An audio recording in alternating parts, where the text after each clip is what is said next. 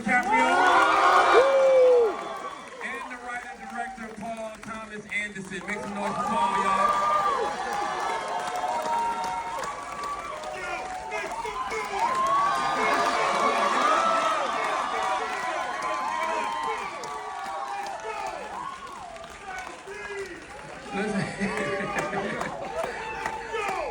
Paul, I want to start with you because you are the writer-director, you are the reason everybody's here, and you assembled a wonderful cast of all of these amazing performers, man. How did you bring all of these people together, and what made you pick them to bring your story out? Well, everybody wants this cast, and I guess I just got there first. I've been wanting to work with Leo for a long time. I was very lucky the day Teyana came into my life. I needed somebody great to play this part. I've known Benicio for a little bit, worked with him once.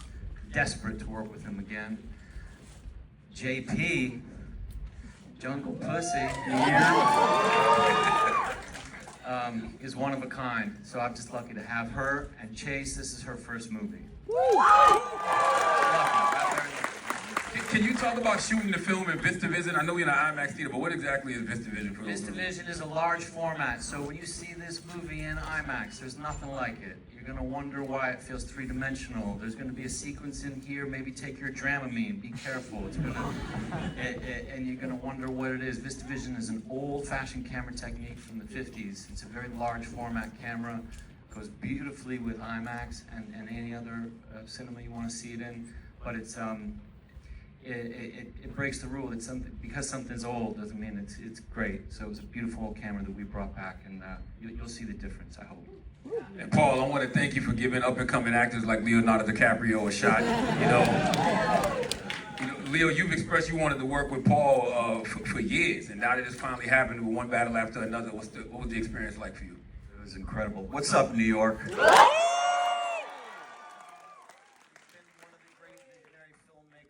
Time we kind of defined my generation as far as cinematic masterpieces. I'm lucky. I think we're all lucky. This film was made to be seen in a theatrical experience like this, from the locations, the cameras, the actors we got to work with, to the story.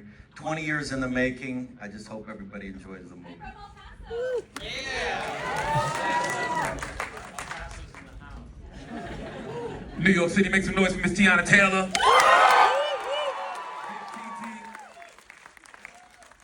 First reaction to reading the script, TT, and learning more about the role, and what were your favorite parts to portray?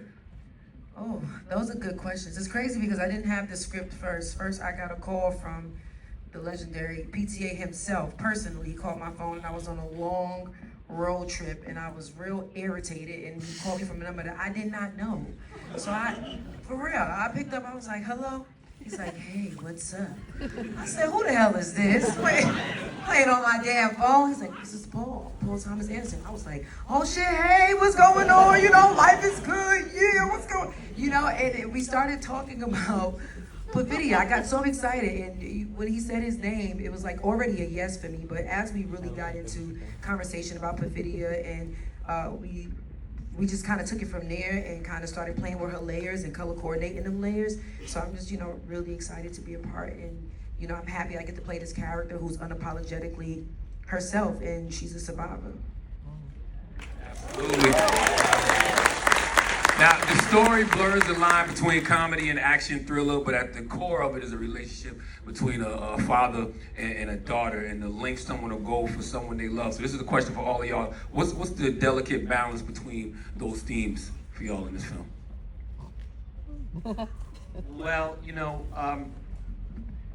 gotta have the characters first. If you have characters that you care about and you throw them into situations that are dangerous, dramatic, sooner or later, all of us in this theater know what it's like to be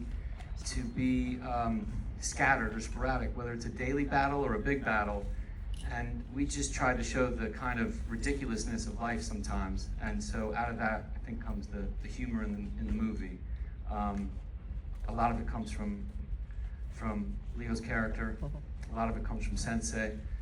JP gets a few good laughs in there too. You'll see those. But so it really comes from the characters and the situation. Leo and Chase, what was it like developing this father-daughter relationship for the film? It was incredible. incredible. I mean, you'll see in the film tonight, she really is the heart and soul of this movie. And we had a long sort of process of finding the perfect actress to play this character. I mean, she just comes in with such professionalism. It's her first film, everybody. And she came in like a seasoned professional. She does an incredible job. You're gonna see tonight. Did you feel pressure, Chase, being that this was your first film? More than anything, I was nervous going into it, but I had the strongest support system here on this stage and with people who aren't here in the cast and crew. But I was completely supported the entire time, so I felt very comfortable and very supported to do what I needed to do to portray Willow onto the screen. Shay, what'd you learn from working with all these amazing people?